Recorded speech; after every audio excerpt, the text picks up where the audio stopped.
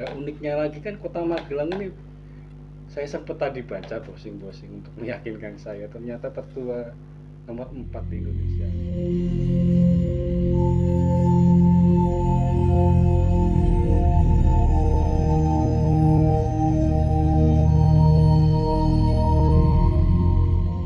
Iya, kalau dari ulang tahunnya ya. Nah, dari ulang tahun ya. Makanya kan Dari Mantiasi dari Mantiasi itu aja masih ada geser 1 tahun, ada yang 19, ada yang 18 ya. Iya, betul. Terus ya, ya lagi kalau dari Belanda di sini dulu mendirikan menjadi wilayah administratifnya Belanda, itu kan pasti ada Ada catatan sesuatu. tanggalnya. Betul. Dan ya dari beberapa mungkin hal kita bisa melihat kalau yang di prasasti itu emas itu jelas bahwa ada sebuah mata air yang jernih yang mengalir menjadi sungai seperti sungai Gangga kan gitu. Iya. Berarti kan ada sesuatu kalau sampai dibatalkan sungai Gangga itu kan peradaban di bawahnya pasti ada sesuatu. Betul. Terus kalau kita ini mungkin nggak cocokilogi ya, cocok-cocokan deh. Dari cerita-cerita Nogo Sastra Sabu Inten yang bercerita banyak tentang Gunung Tidar dan sekitarnya.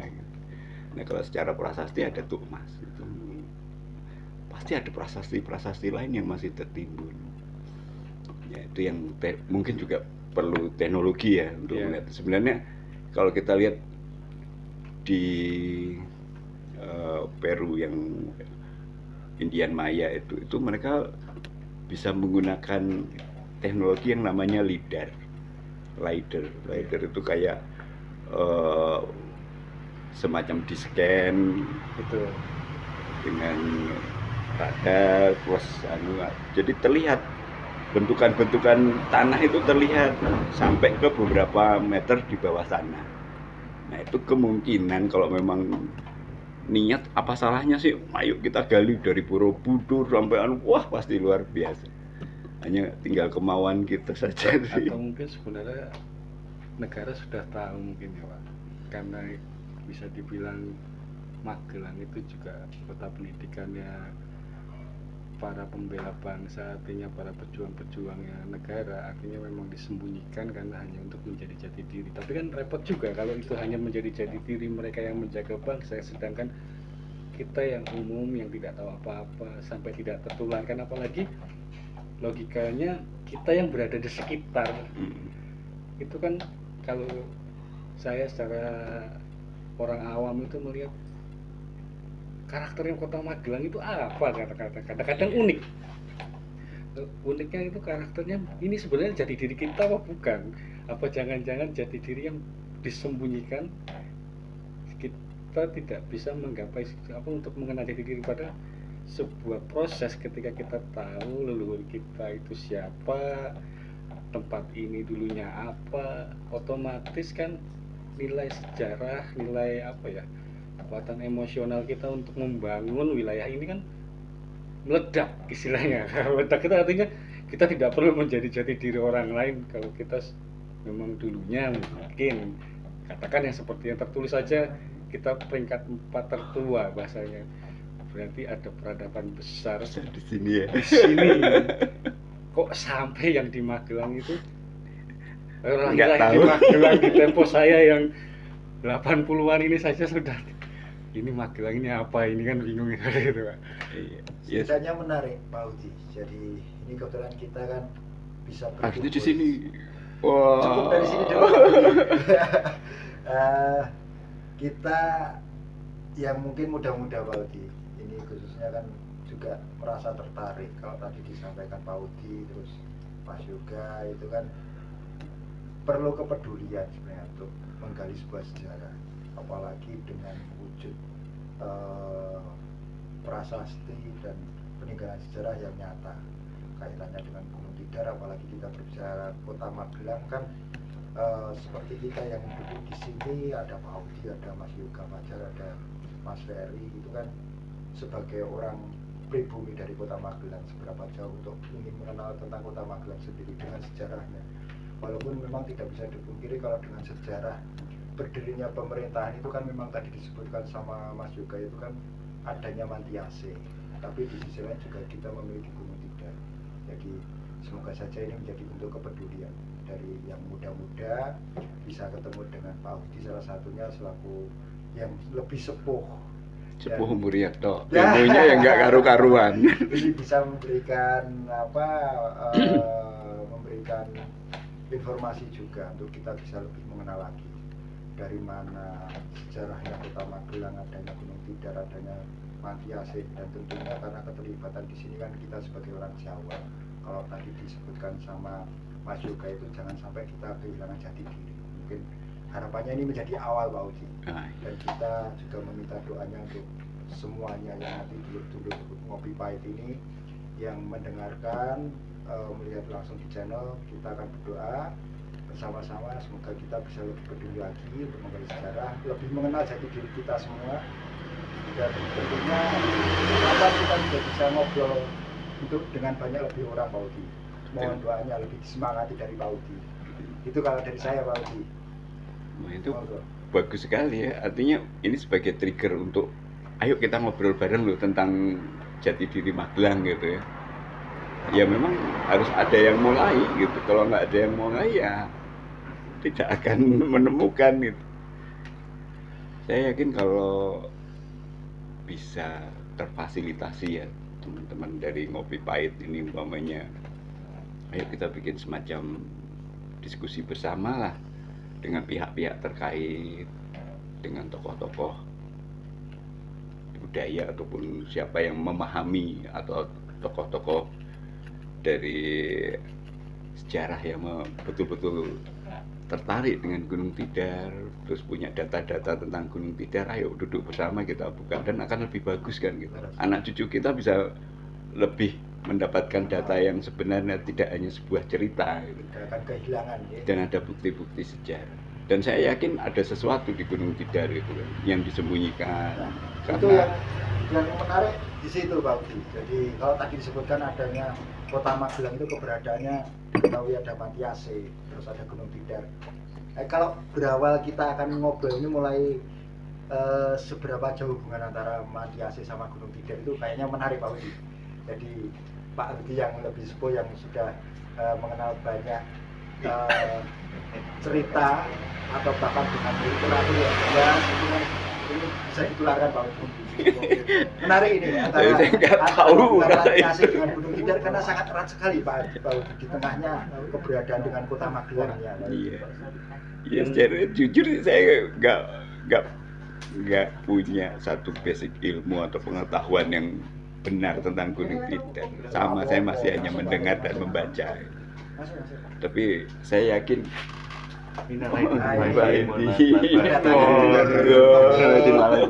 jauh ini dari Blondo langsungnya sampai dari Jogja juga ini Pak Budi. Iya. Ya, jadi memang sangat menarik kenapa banyak orang menjadikan Gunung Tidar itu sebuah hal yang untuk dipelajari dan juga perlu dijadikan semacam spirit itu kan. Seperti dengan beradanya Taruna Akmil itu kan jadi spirit bahwa di sini ada center itu atau pusat gitu kan. Ya kalau kita lihat pasti ada hubungannya antara Mantiase dan Gunung Tidar. Karena kalau sampai ada Mantiase di situ tertulis tentang Sindoro dan sebagainya dengan beberapa desa-desa, ada Perdikan, ada macam-macam. Kemudian nama-nama desa. Kalau kita hubungan sejarah biasanya kan terkait dengan itu ya. Dengan nama desa pasti ada sesuatu di situ. Kemudian keberadaan Syekh Subagir, Kiai Sepanjang, dengan keterkaitan dengan keraton Yogyakarta dan Solo, Mataram, pasti ada keterkaitannya. Nah, hanya data dan tulisan itu ada nggak sih sebenarnya gitu? Iya, menarik gitu Pak, karena apa ya? Saya juga terkesan ketika Presiden terpilih kita Pak Prabowo mengawali semuanya itu dari Tidar juga Pak, dengan adanya retret kemarin. Ini kan sesuatu yang unik, kayak seperti ya cocok geologi Pak. Orang awam Cocok cocok geologi, apalagi saya yang tidak tahu sejarah. Istilahnya apa ya? Sampai bahasanya itu menyamakan persepsi aja, kenapa harus dengan simbol Tidar dengan kota yang termasuk kota tertua di Indonesia.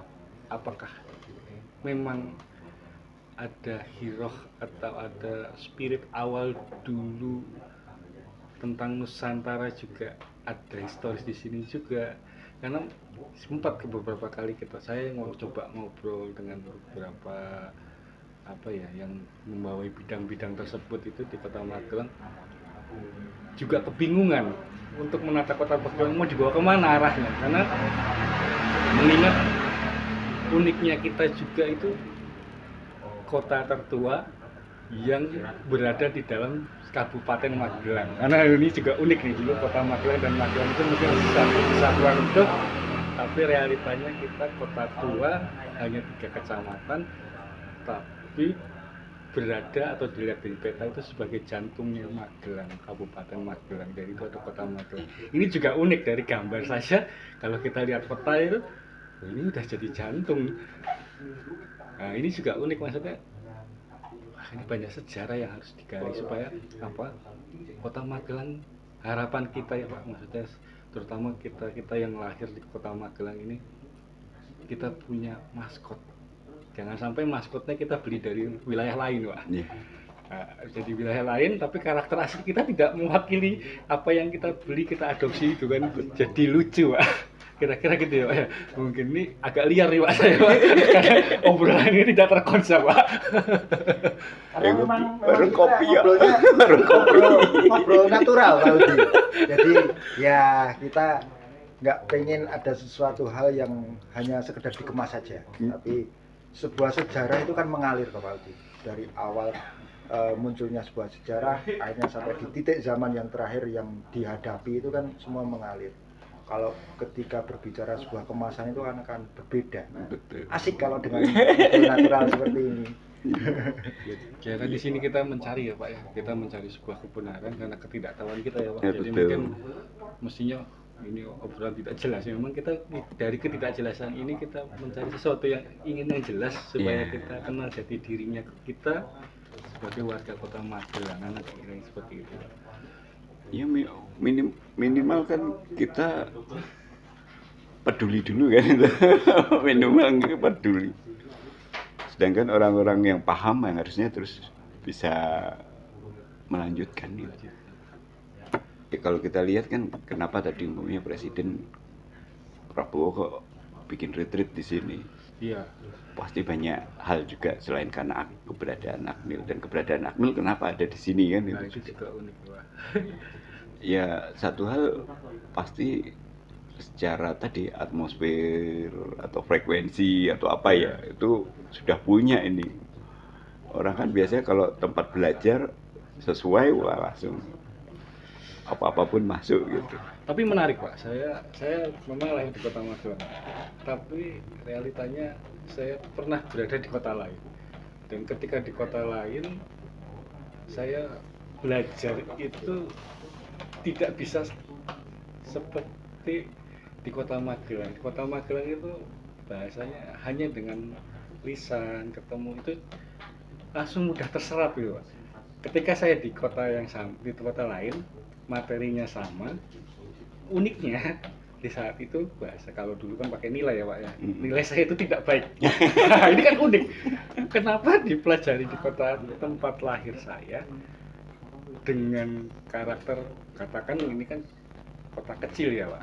Waktu itu saya berada di salah satu kota yang bisa dibilang pusat perekonomian, berarti kalau menurut orang umum pastinya fasilitas lebih baik, orang-orang baik di sana juga, tapi nyatanya materi yang saya dapat sama.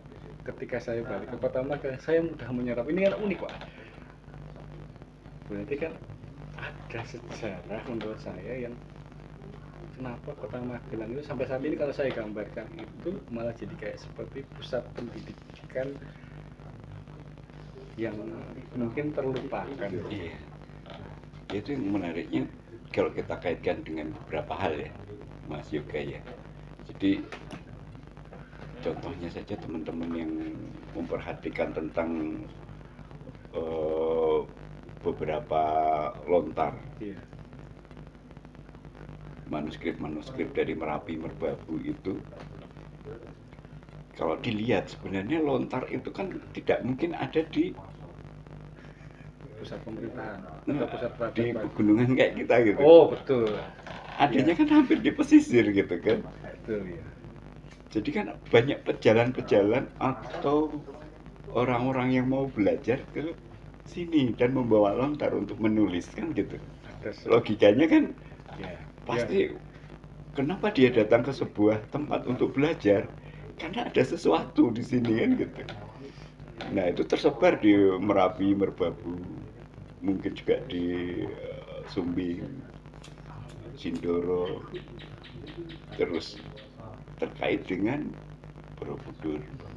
Nah, ini jadi Jelas menarik sekali kan gitu. agak liar lagi nih Pak. Mungkin founding father di Kota Magelang belum ditemukan nih Pak. Nah iya. Ya, sekarang kalau Borobudur abad berapa itu? 14 ya? 14 Nah, ya. kalau Prasasti Mantiasi itu Abad 600 sekian ya. terus tuh emas itu yang di desa Dawuan Lebak, dusun Dawuan atau dusunnya Dawuan, desanya Lebak, pokoknya di Gerabak. Itu abad ke-6 atau ke-7? Abad ke-6 sampai 7. Bayangkan saja abad segitu kita sudah dikelilingi oleh Peradaban yang tanda-tanda peradaban. Candi-candi di sekitar Magelang, wah, bukan hanya 1-2 tapi bisa jadi puluhan atau ratusan kan gitu. Yang banyak yang hilang gitu. yang belum ditemukan kembali. Nah, kalau orang tertira, orang bersemedi atau apa istilahnya untuk mereka itu di tempat-tempat di sekitarnya, berarti kan ada satu perkampungan atau peradaban atau kota dulu yang di mana tempatnya kota itu gitu. Ini juga menjadi pertanyaan kan, kalau Magelang sampai ditemukannya jalan penghubung dari pesisir utara ke pesisir selatan, kemudian ke Borobudur sampai ke Jogja akhirnya. Nah itu kan pasti jelas ada jalan-jalan kuno di sini dulu, ada peradaban yang jelas lalu lalang di sini dari dulu. Tidak mungkin tiba-tiba ada kan gitu. Karena ya ini nikmatnya Kota Magelang sampai dinisbatkan oleh orang-orang itu sebagai kota pensiunan juga Pak. Ini kan agak unik ini. Lu pensiun kok di sini kan gitu. Karena enaknya deh. Nah, gitu kan. Berarti ya tadi Pak Udi damai ya. Ada sebuah atmosfer yang tenang, yang membuat nyaman. Nah ini mungkin ini kalau dibilang kelemahan karena ketenangan juga bisa, tapi ini mungkin keunggulan kita Pak. Karena kita lihat juga, ini unik juga Pak, kota yang hanya 3 kecamatan dikelilingi kabupaten yang luas, harga tanahnya mahal sedangkan daya belinya tidak semahal tanahnya Pak. Nah, ini kan unik juga Pak, sampai orang lain ingin tinggal di sini. Secara logika kan gitu Pak, ketika harga tanah itu menjadi naik karena ada keinginan untuk tinggal di sini, padahal dari kita yang pribumi ini untuk tetap di sini pun, untuk menjaga tetap di sini juga agak sulit Pak. Ketika sudah beranak pinak, turunan pertama, kedua, ketiga itu sudah mulai melebar ke tetangga-tetangga kita, maksudnya nanti di Kabupaten Magelang, Temanggung atau sekitar Kota Magelang ini juga jadi unik. Tapi orang-orang yang dari luar justru ingin tinggal di sini karena tempatnya banyak yang menggunakan alasan, saya beberapa kali ya mendengar juga karena tenangnya dan ademnya Gunung Tidar. Lah ini juga unik nih. Nah, kembali lagi adem, tenang, Tidar juga Pak. Jadi kan secara atmosfernya Gunung Tidar itu membuat adem ya. Iya, betul. Membuat pelindung. Makanya kenapa dikatakan pusat atau puser itu kan menjadi sebuah pertanda bahwa ada sesuatu di situ yang membuat ayem. Ya Yang kalau menarik ini Pak Udi, mungkin nyusul saya nyelai. Ini akan menjadi catatan. Jadi kalau nanti lain waktu next time itu kita ngobrol tentang Gunung Tidar, itu kan yang masyhur itu Gunung Tidar dikenal sebagai tanah Pakuning Jawa. kuning tanah Jawa. Pakuning tanah Jawa. Nah, sedangkan ada penyebutan yang lain itu kan Pusat. Tidar disebut sebagai Puspeng tanah Jawa. Artinya ini akan Yang menjadi hidup sebuah di sesuatu yang menggelitik sebenarnya. Nanti next time akan kita obrolkan. kali ya, boleh itu. Dan mungkin Menarik. teman-teman yang lain atau apa tokoh-tokoh yang lain yang punya pemahaman tentang itu kan bisa juga Bisa ya, ngobrol istilahnya juga. memberi masukan, Masuk. karena itu hal yang sangat penting. Satu yang kemudian siapa lagi yang mau peduli sih gitu. Kita kan kalau anak cucu kita dapat informasi yang benar akan lebih bahagia. Om kita aja kalau dapat informasi yang benar akan seneng kan.